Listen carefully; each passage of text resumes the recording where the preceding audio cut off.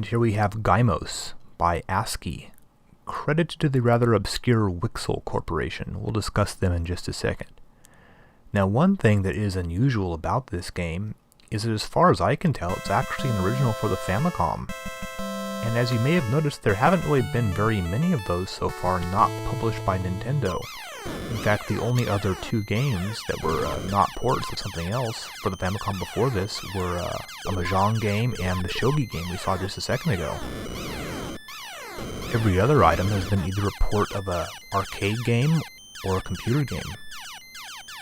Unfortunately, if this is the way that Famicom original is going to look, then that's probably not really a good thing, because this game is actually quite terrible. As you can see, it's certainly very unpleasant to look at. It's one of these pseudo 3D shooters. There were a few of these around at the time, like Exurian was another example. This one is maybe even worse than Exurian, it's really hard to say. One thing about these games is the graphics are so limited. This game actually came out around the same time as Space Harrier. If you look at Space Harrier here, you see that, wow, it's got gigantic sprites. It actually takes up the entire screen. By comparison, this game has very limited playing space, and the little creatures don't really get that much bigger as they come to you. I mean, certainly if you have this game at home and you went to the arcade and played Space Harrier, you'd probably be sorely disappointed. It does actually have I guess, a decent-sized boss here.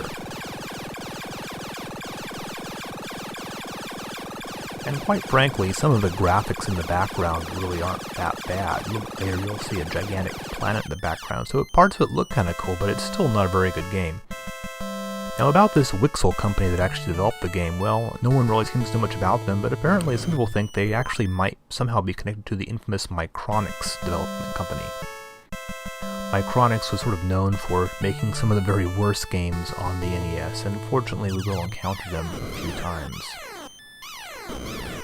Beyond that, there's really not too much to say about this game.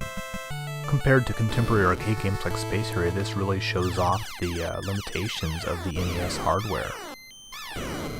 The Super Famicom would end up being much better at this sort of thing. This was really not the Famicom's speciality.